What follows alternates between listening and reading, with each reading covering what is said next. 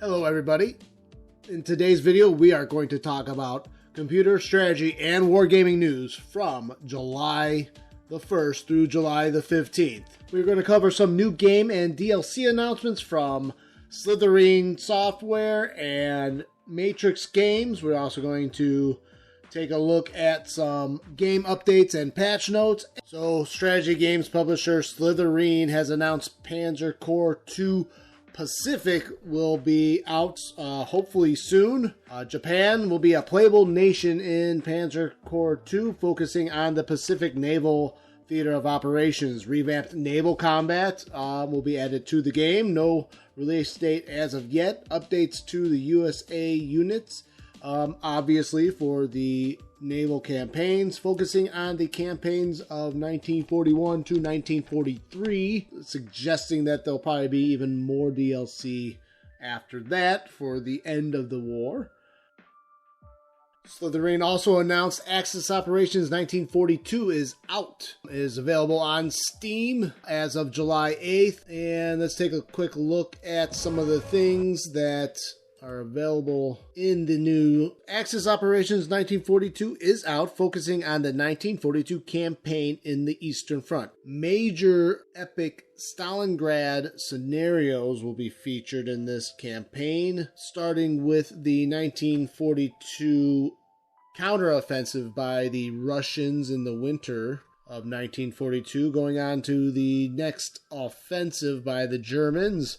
New units and new unit models are available. Multiple different endings, a first for Panzer Corps 2. Importing armies are still available from the previous DLC campaign. Plus, new historical commanders and leaders will be available. 17 new scenarios are created in this campaign. So exciting news from Slitherine and Panzer Corps 2.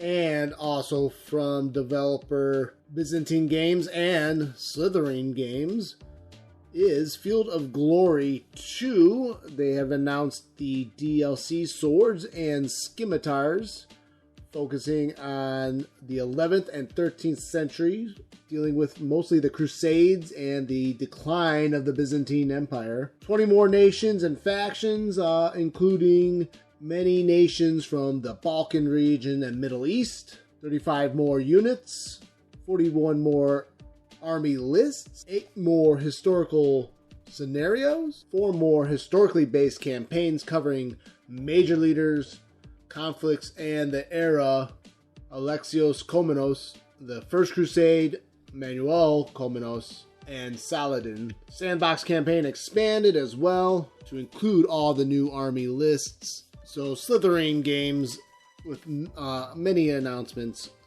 this past 2 weeks. Also back on July 8th, the Paradox Studios released their EU4 1.31.5 Maja Pahit patch for the Leviathan DLC that helps fix some game balance issues.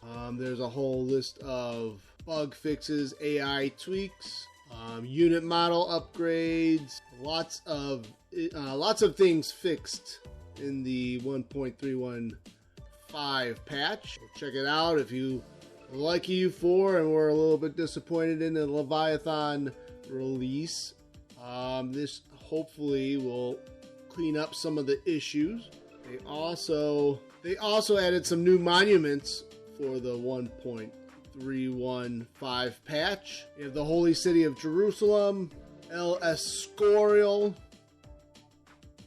You can see the different tier modifiers on those monuments. You also have the 5 pillars of Kaaba in Mecca, the Cerro Rico del Potosi, the Imperial City of Hue, the Belim Tower replacing the Pena Palace in Lisbon. So again, if you are a big fan of EU4, probably already checked it out. If you are on the fence on it, they're still developing the game after so many years. It's still widely played, very popular. And last but not least, Age of Sail, or Ultimate Admiral Age of Sail, released a significant patch, 1.1 1. On July 14th, dealing mostly with land unit pathfinding overhaul, fixed units stuck with obstacles, fixed reported cases of split and teleport of units. We can take a look at some of the before and after play here. You can see the new version, the old cavalry going through, can't get stuck there. Now they go through. So very nicely done. The old system of artillery not being able to get through the pathing, and now they are able to, it looks like. Yep, there they go. Old pathing here, stuck in the maze. Now they go straight through wherever you point them and go. So here's where they're firing around buildings, or they're fighting through buildings. Now they fire more around buildings. So if you have partial units stuck behind the building, they can't fire through it. So very good job fixing pathing issues that plague a lot of games like these. See the facing issue on the old one. They were facing the sea as they disembarked. That would be pretty problematic if there was if they were facing some defending troops on the beach. And then you have the split and teleport. Teleported those units right there, and now they do not teleport in front. That's a very slick maneuver by the British troops there. So that concludes this latest news video. We will not talk about Victoria 3 in this video. I will reserve that probably for the next news video, as we will take a closer look at the development of that game. Please tell me how you feel so far about the news videos. It's something I'm trying for the channel. Something that hopefully people will enjoy and be informative for you as well. So let me know how you feel. If you like the